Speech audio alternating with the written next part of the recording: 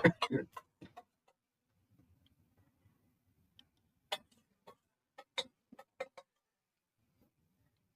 दोस्तों, नमस्कार। एक बार फिर से स्वागत है आपके अपने यूट्यूब चैनल देव जी के ट्रिक्स में।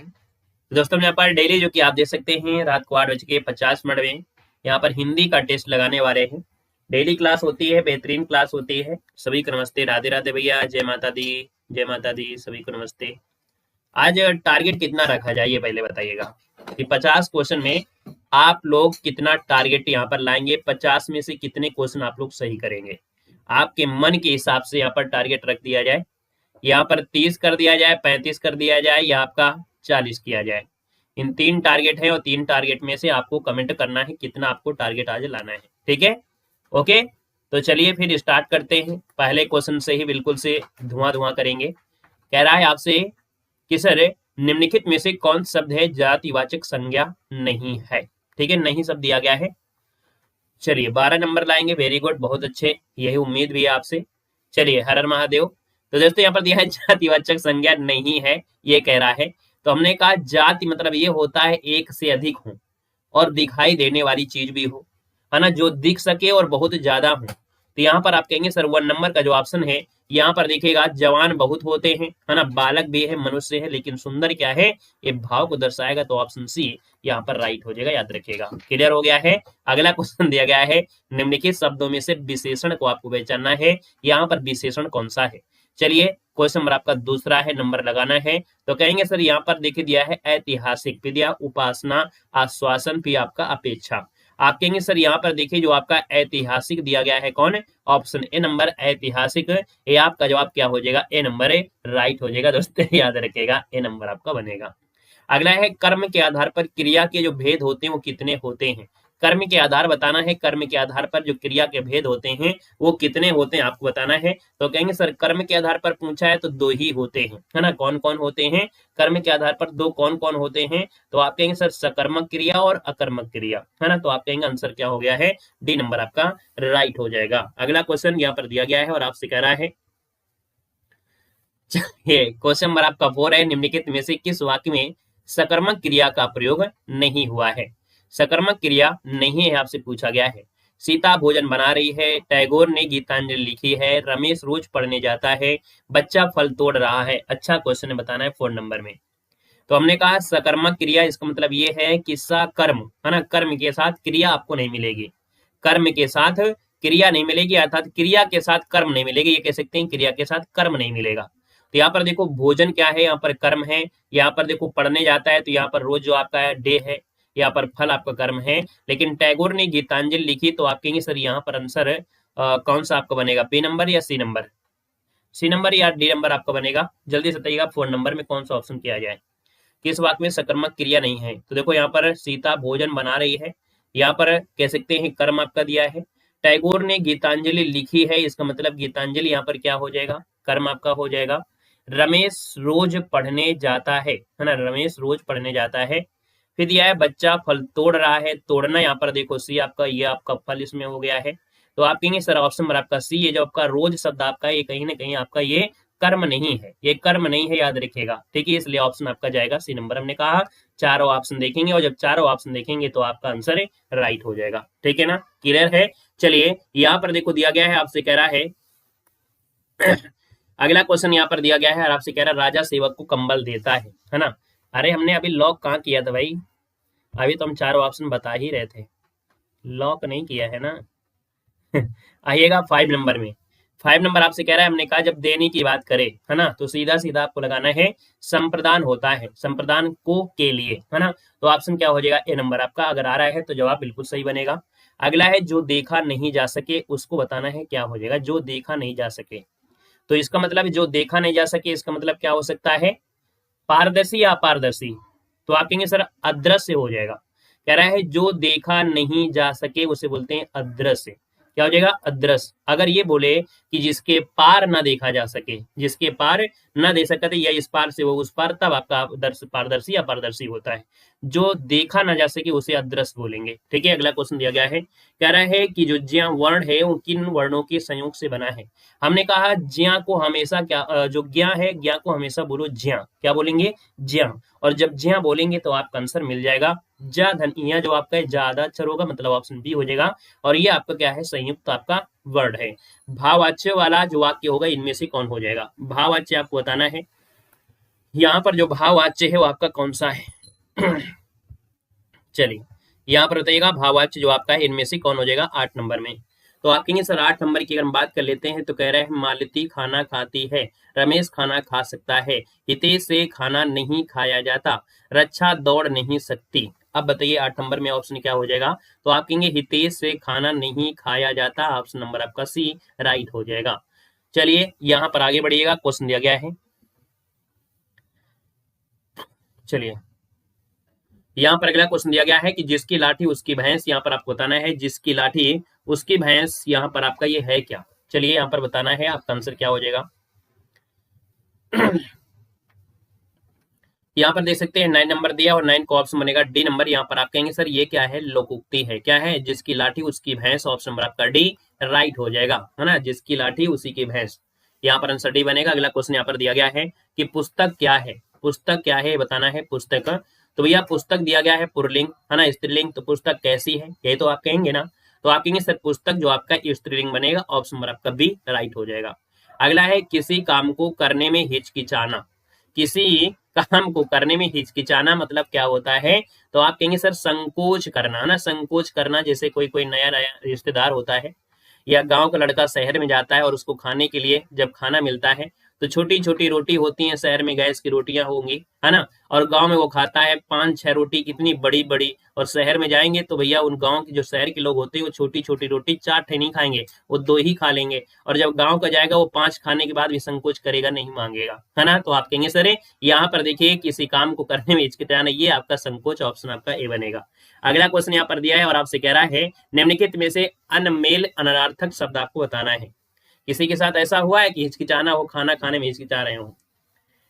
चलिए 12 नंबर है कि अनमेल, जो मेल ना खा रहा हो, है ना, जो मेल ना खा रहा हो, पहला ऑप्शन है। कह रहे हैं सर अनमेल अनेकार्थक, जैसे गो का है, गो का गाय होता है, इंद्रिय होता है, स्वर्ग होता है। देखिए खत का देखो पत्र होता है, आख्यान है, और खजाना देखो दिया दिया गया है। तो आप कहेंगे ऑप्शन नंबर आपका बी यहाँ पर अनेकार्थक शब्द आपका है, जो कि मेल नहीं खा रहा है। अगला है कि बाण और बाण युग्म के सही अर्थ बताना है। बाण मतलब क्या होता है ये बताना है, बाण, है ना। बाण का मतलब ये कह सकते हैं कि बाण का मतलब होता है जो आदत होती है आपकी, है ना, आदत। और बाण मतलब हो गया तीर। तो ऑप्शन क्या हो जाएगा, सी हो जाएगा, याद रखिएगा। नमस्ते भैया, नमस्ते नमस्ते नमस्ते। सर मैं तो आधी ही रोटी खाती हूँ, तो आप आधी क्यों खाती हो, आधी भी ना खाओ। 38 केजी आपका वेट है और आधी रोटी खाती हो, तो आधी खाना ही बंद कर दो, घर वालों को पैसा बच जाएगा।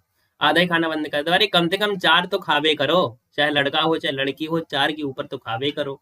है, जब 4 रोटी नहीं खाओगे तो फिर क्या उम्मीद रखे हो कि हम 1 कुंटल के हो जाएंगे। हैं, 4 रोटी खाओ तभी तो वेट बढ़ेगा। चलिए यहाँ पर देखो दिया गया है, आपका आंसर सी हो गया। अगला क्वेश्चन दिया गया है सूरज का तत्सम क्या होता है। क्या दिया है, सूरज का जो तत्सम होता है वो क्या होता है। तो आप कहेंगे सर यहाँ पर जो आंसर है वो ऑप्शन 14 नंबर की बात करते हैं, तो आपका ये हो जाएगा सूर्य होता है। क्या होता है, सूर्य होता है, ऑप्शन नंबर आपका ए बन जाएगा।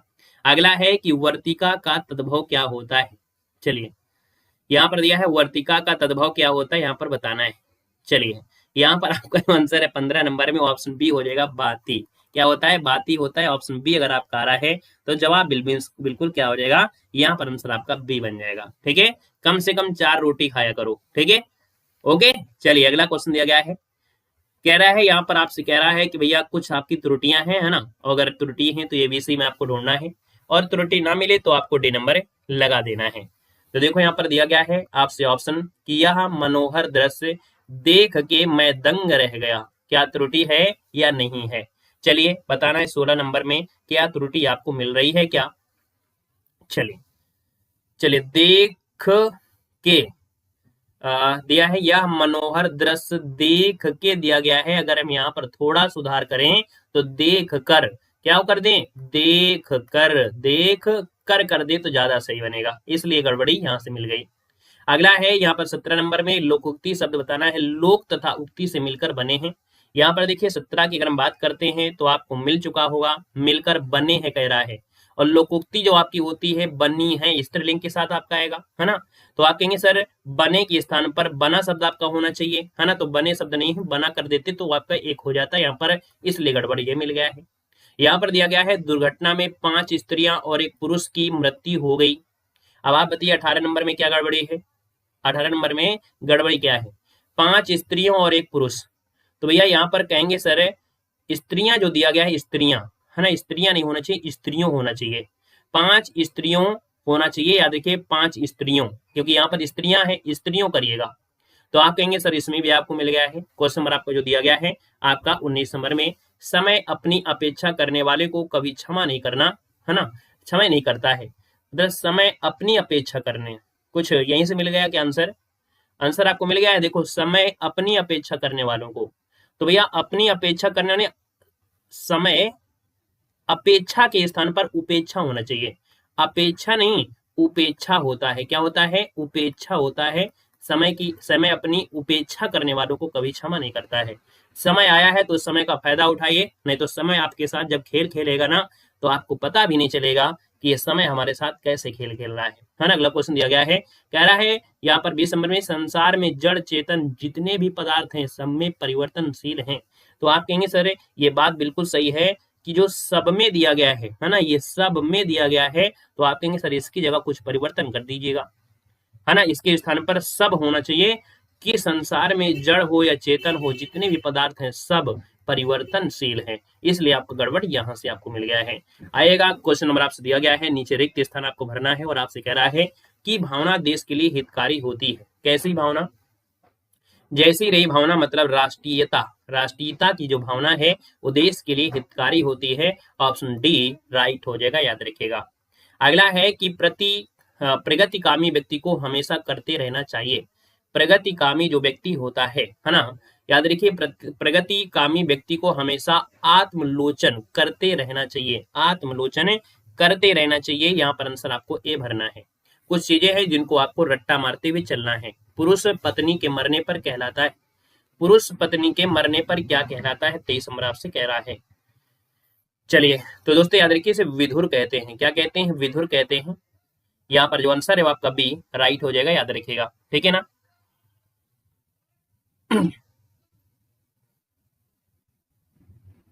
चलिए अगला क्वेश्चन दिया गया 24 नंबर में, वे विद्वान हैं, वे विद्वान हैं, 24 नंबर आपसे कह रहा है। तो भैया वे प्रचंड विद्वान है या प्रकांड विद्रोह, क्या बदल जाएगा। यहाँ पर बताना है वे प्रचंड विद्वान है या वे प्रकांड भरा जाएगा। याद रखिए इसका जो आपका आंसर बनना है 24 नंबर में वो ऑप्शन बी भरिएगा। याद रखिए कि प्रकांड शब्द भरा जाएगा, जो कि बेस्ट इसमें होगा, ये प्रकांड विद्वान कहेंगे। ऑप्शन नंबर आपका बी नोट कर लीजिएगा। अगला क्वेश्चन यहाँ पर दिया गया है, कह रहा है कि भारत एक देश है, कैसा है। तो भारत एक देश जो आपका है मृदभाषी, अल्पभाषी, सर्वभाषी या बहुभाषी, आप कहेंगे बहुभाषी। ऑप्शन आपका सी राइट हो जाएगा। अगला क्वेश्चन दिया गया है और आपसे कहना है वाक्यांश आपको बनना है ना। आपसे वाक्यांश में दिया गया है जिसे कठिनाई से भेदा जा सके। चलिए बताना है जिसे कठिनाई से भेदा जा सके उसे क्या कहते हैं। चलिए बताना है क्वेश्चन नंबर आपके 26 में, जिसे कठिनाई से भेदा जा सके उसे क्या कहते हैं। सभी लोग जवाब दीजिए भाई जल्दी से। चलिए 22 को यूपीपी। चलिए यहाँ पर देखिए 26 नंबर है और 26 को ऑप्शन बनेगा जिसे कठिनाई से भेदा जा सके उसे बोलते हैं दुर्भेद। क्या बोलते हैं, दुर्भेद बोलते हैं। ऑप्शन बी हो जाएगा, याद रखिएगा। अगला जो सबको समान भाव से देखे, जो सबको समान भाव से देखे उसे क्या बोलते हैं, समदर्शी। क्या बोलते हैं, समदर्शी। ऑप्शन डी हो जाएगा, समदर्शी हो जाएगा।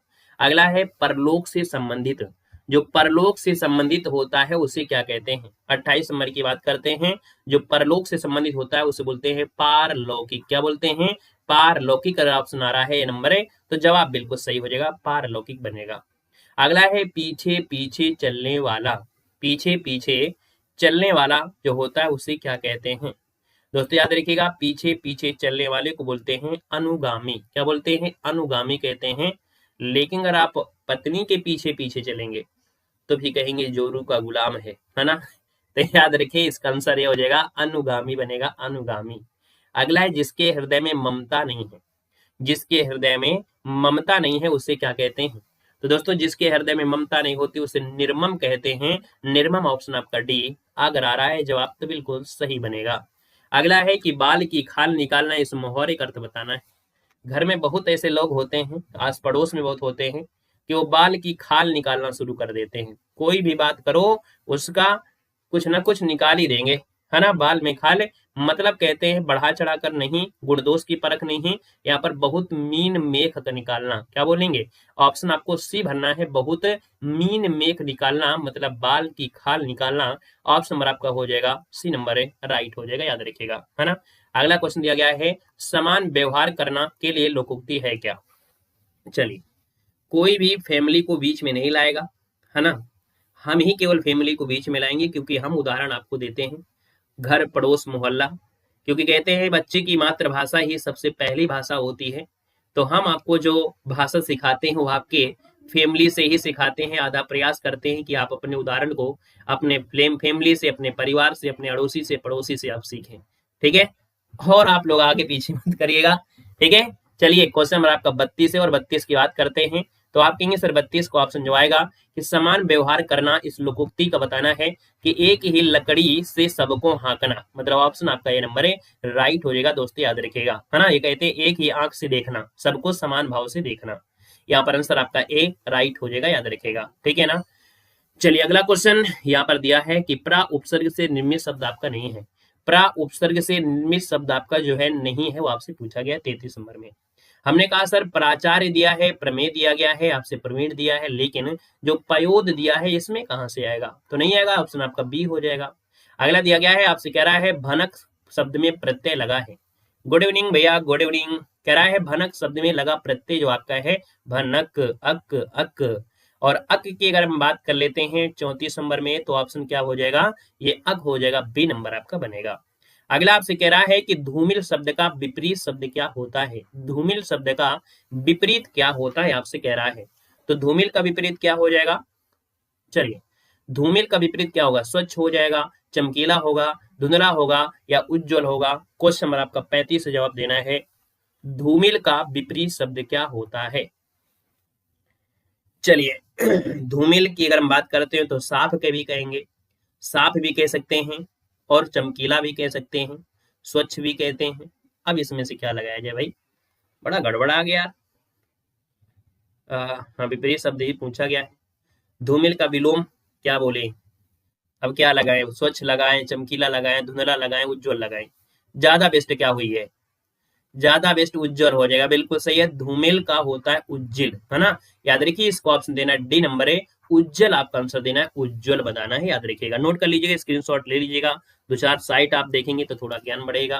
क्वेश्चन नंबर 36 है, अग्रज का सही विलोम इनमें से है क्या?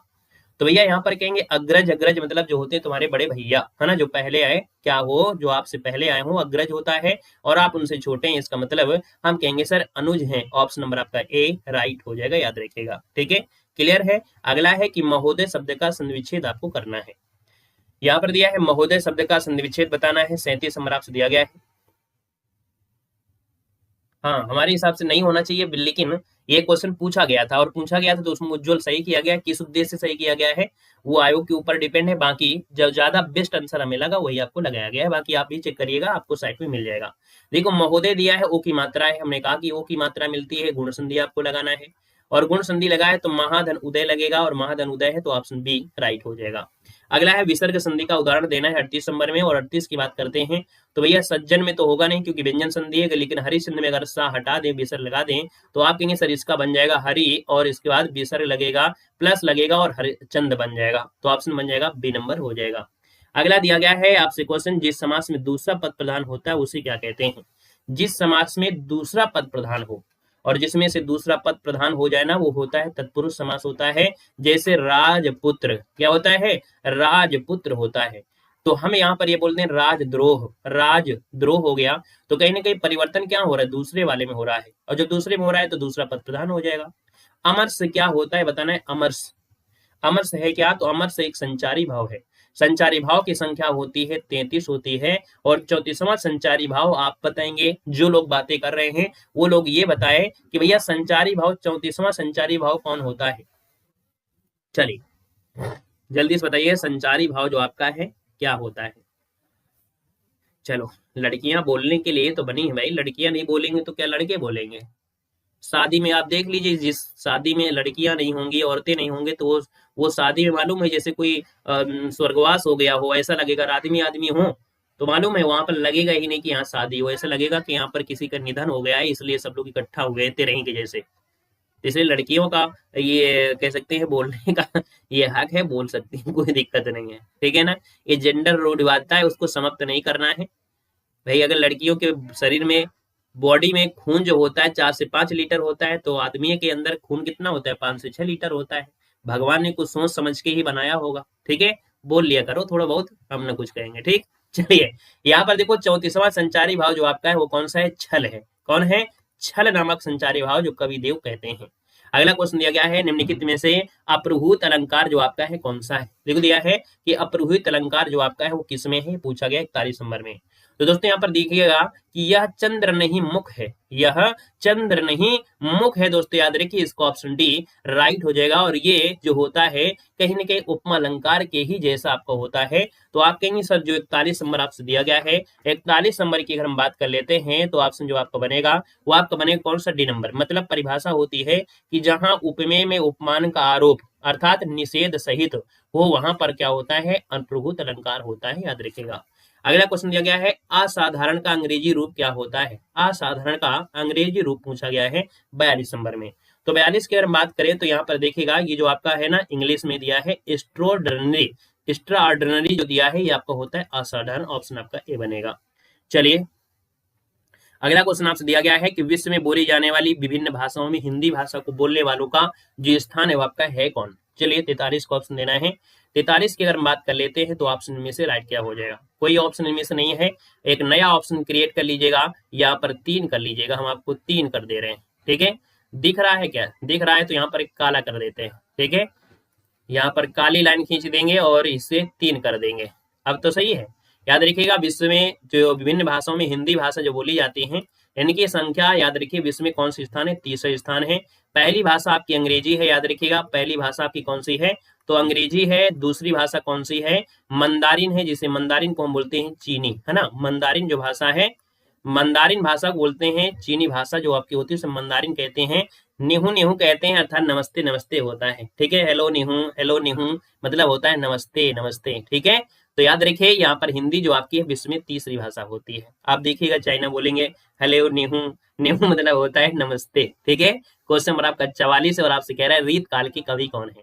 यहाँ पर 44 नंबर दिया है और आपसे कह रहा है सर रीत काल के कवि जो आपके हैं, रीत काल के कवि बताइएगा। 44 नंबर दिया है, 44 की बात करते हैं तो यहाँ पर देखिए रीत काल के कवि तुलसीदास नहीं है, क्योंकि भक्ति है, कबीरदास सूरदास ये सब आप भक्ति काल में आएंगे। यहाँ पर जो ऑप्शन सी है ब्रंद जो आपकी कवि ब्रंद है वो रीत काल के, ऑप्शन सी बनेगा। अगला है कि राम काव्य के प्रथम कवि का नाम बताना है। चलिए कह रहा है राम काव्य धारा के जो प्रधान कवि है वो आपके हैं कौन। 45 नंबर है, 45 को ऑप्शन देखिए राम काव्य धारा की आपके गोस्वामी तुलसीदास हो जाएंगे, ऑप्शन नंबर आपका सी राइट हो जाएगा। दोस्तों याद रखिएगा गद्यांश पढ़ना है और कुछ ज्ञान सीखना है। क्या सीखना है, यहाँ पर ज्ञान सीखना है। कह रहा है केरल नारियल का प्रदेश है। केरल की भाषा एक केरलता क्या दिया है, केरतल है, जिसका अर्थ है नारियल की भूमि। इस केरतल का केरल हो गया है। नारियल और ताड़ के वृक्षों के झुरमुटों, काजू के बगीचों और उनके बीच बीच में मीलों लंबे सरोवर के कारण केरल के वृक्ष बड़े मोहक लगते हैं। इन सरोवरों और तट के समुद्र में छोटी छोटी नौकाएं लेकर गीत गाते हुए बच्चे और स्त्री पुरुषों को देखकर ऐसा लगता है मानो हम परियों के देश में आ गए, है ना। कहां पर, परियों के देश में आ गए हैं। इस प्रदेश का प्राकृतिक सौंदर्य अनुपम है। नारियल केरल का कल्पतरु है, अर्थात नारियल जो है केरल का क्या है भैया, जो वृक्ष है, राष्ट्रीय वृक्ष है। इससे यहाँ पर अनेक उद्योग धंधे चलते हैं। नारियल की रस्सी बनाई जाती है, नारियल की चटाइयां बनती हैं, नारियल के झाड़ू दूर दूर तक जाती हैं, इसकी जटा से गत्ते भरे जाते हैं। इसी प्रकार काजू भी केरल की मुख्य उपज है। यहाँ के नारियल और काजू के व्यापार हमारे देश को विदेश में बहुत धन मिल जाता है। ओणम यहाँ का प्रसिद्ध त्योहार है। ओणम आपको कर लेना है, या ओणम जो आपका है वही है, ओणम या ओणम यहाँ का प्रसिद्ध त्योहार है। और ओणम जो आपका है अगस्त सितंबर में मनाया जाता है। जनश्रुति के अनुसार इन दिनों पुराणों में वर्णित एक राजा थे महाबली, इस लोक में अपनी प्रजा से मिलने आते हैं। उनके स्वागत में लोग घर सजाते हैं, प्रकाश करते हैं। इस त्योहार का सबसे आकर्षक और मनमोहक अंग है नावों की जो दौड़ होती है। बहुत लोगों को गद्यांश पढ़ने में मजा नहीं आ रहा होगा, लेकिन हमको तो मजा आ रहा है। हम जीएस के टीचर हैं तो हमको कुछ सीखने को मिल रहा है। अगर आपके अंदर भी एक जुनून हो जाए कि जीएस कहाँ से सीखें, ऐसे ही सीखा जाता है। जब गद्यांश पढ़ रहे होते हैं वहां पर जो जीएस होती है बड़ी अच्छी लगती है, वहां का ज्ञान, वहां की कल्चर पता चलता है गद्यांश को पढ़ने से। क्वेश्चन नंबर आपका 46 है, केरल जिस शब्द से निकला है उसका अर्थ बताइएगा। 46 नंबर में बताइएगा, केरल जिस शब्द से निकला है उसका अर्थ बताइएगा। जिन लोगों ने इस क्वेश्चन का पढ़ा है, पूरा गद्यांश पढ़ा है, वो लोग जवाब देंगे। केरतल नहीं है, ये शब्द नहीं है, यहाँ पर दिया है जिस शब्द से निकला है, वो है नारियल की भूमि। ऑप्शन नंबर आपका सी राइट हो जाएगा। अब आप देखिएगा, आप लोग ए लगा रहे हैं, है ना। तो यहाँ पर देखो आपसे कह रहा है केरल की भाषा में एक शब्द है केरतल, जिसका अर्थ पूछा गया था ना, जिसका अर्थ है नारियल की भूमि। अब आप समझ लीजिए कि आप लोगों ने पढ़ा तो है गद्यांश, लेकिन आपने गड़बड़ कर दिया, एक नंबर आपके चले गए, कट गए। यहाँ पर देखिए अगला क्वेश्चन है कि केरल के वृक्ष मोहक लगते हैं क्यों लगते हैं, आपको बताना है। चलिए 47 नंबर है, तो दोस्तों याद रखिएगा, कह रहा वृक्षों के झुरमुट हैं, ये बात तो सही है, लेकिन मोहक लगते हैं क्योंकि वृक्षों के बीच बीच में मीलों लंबे सरोवर भी हैं, है ना। ऐसा लगता है कि हम परियों के देश में आ गए हैं और उड़ रहे हैं परियों के देश में। यहाँ पर आंसर आपका डी बन जाएगा। अगला देखो दिया गया है कि नारियल केरल का कल्पतरु है क्यों, है ना। नारियल केरल का कल्पतरु है क्यों है, तो यहाँ पर दिया, यहाँ पर रस्सियां और चटाई बनती है, इससे बनी वस्तुओं का निर्यात होता है, इससे यहाँ के अनेक धंधे चलते हैं। देखिए ऑप्शन सी बेस्ट हो जाएगा, इससे यहाँ के अनेक उद्योग धंधे वो चलते हैं। प्राकृतिक सौंदर्य का अर्थ क्या है, देखिए 49 नंबर है कि प्राकृतिक सौंदर्य का अर्थ पूछा गया। 49 नंबर पहला ऑप्शन है कि सरोवर और सागर तट, तो सागर की तो बात ही नहीं किया है। संपूर्ण परिवेश का सौंदर्य है, नारियल और काजू का पेड़ है, और वृक्षों के झुरमुट दिया गया है। अब ये क्वेश्चन बहुत ही अच्छा है, देखते हैं कितने लोग हैं इस क्वेश्चन का बेस्ट आंसर देने वाले हैं। समझकर और दिमाग से क्वेश्चन का आंसर दीजिएगा कि प्राकृतिक सौंदर्य का अर्थ स्पष्ट करिए, कि 4 ऑप्शन में अगर आपको देना पड़े कि प्राकृतिक सौंदर्य का अर्थ क्या है, क्या वेस्ट, बहुत अच्छे, सी नंबर। याद रखिए यहाँ पर सी दिया है नारियल और काजू का पेड़। यहाँ पर ये नहीं कह रहा है कि नारियल और काजू के पेड़ सौंदर्य को दर्शा रहे हैं, ये नहीं कह रहा था। आप गद्यांश को उठाइएगा, वहां पर देखो गद्यांश में ये नहीं कह रहा है कि यहाँ पर जो नारियल के पेड़ है और आपके काजू के पेड़ है वो प्राकृतिक सौंदर्य को दर्शा रहे हैं। आप देखिएगा, कह रहा है इस प्रदेश का प्राकृतिक सौंदर्य अनुपम है। नारियल केरल का कल्पतरु, यहाँ पर अनेक उद्योग धंधे चलते हैं, नारियल की रस्सी चटाइयां होती हैं, ठीक है ना। और भी यहाँ पर क्या है, मीलों लंबे, देखो यहाँ पर दिया नारियल और ताड़ के वृक्षों के बीच बीच मीलों आपके हैं। तो सिर्फ यहाँ पर अगर कहेंगे कि सर केरल का आपका जो है कहीं ना कहीं जो आपके कह सकते हैं कि नारियल और काजू के पेड़ सिर्फ नहीं है, नारियल काजू के पेड़ में देखा जाए तो वहां पर जो बीच बीच में तालाब है ना, बीच बीच में तालाब हैं, वो इसकी प्राकृतिक सुंदरता को दर्शाते हैं। इसका मतलब ये हुआ कि संपूर्ण परिवेश, क्या आंसर बेस्ट बनेगा, यहाँ पर बनाएंगे संपूर्ण परिवेश, क्योंकि संपूर्ण परिवेश में आता है कि नारियल के पेड़ भी हैं, काजू के पेड़ हैं, बीच बीच में तालाब है, वहां पर नौका दौड़ होती है, ओणम त्योहार होते हैं, महाबली उतर के नीचे आते हैं, ये सब परिवेश जो है वही मिलाकर ये सौंदर्य को बताता है। मतलब ऑप्शन बेस्ट आंसर आपका बी बन जाएगा। क्लियर हो गया, आगे बढ़िएगा। क्वेश्चन है 50 और आपसे कह रहा है कि सर जनश्रुति का आधार, जनश्रुति, जनश्रुति मतलब होता है अफवाह होती है, नहीं, जन प्रसिद्ध, लोगों में जो प्रसिद्ध है, और लोगों में जो प्रसिद्ध है वो कौन सा है, ये आपका जन प्रसिद्ध। जनश्रुति मतलब होता है जन प्रसिद्ध, लोगों में जो प्रसिद्ध है, ऑप्शन बी राइट हो जाएगा, याद रखिएगा। क्लियर है। तो इस प्रकार से हमने आज टारगेट में दिया था आप लोगों के अकॉर्डिंग 50 में से आप लोगों को 30, 35 और 40 नंबर आपको सही करना था। कितने लोग हैं जो 30, 35, 40 के टारगेट को पा पाए हैं। यहाँ पर ये जनरल की कट ऑफ आपकी है, है ना, ये जनरल की है, ये आपकी ओबीसी की कट ऑफ है और ये एससी की कट ऑफ है। अगर आप अपने कैटेगरी में से आ रहे हैं तो आप बताइए क्या अपनी कैटेगरी में आप हिंदी की इस टेस्ट पेपर में पास हो गए हैं या नहीं पास हुए हैं। नहीं पास हुए हैं तो कल पास करा देंगे। ठीक है, धन्यवाद सभी को। जय हिंद, वंदे मातरम।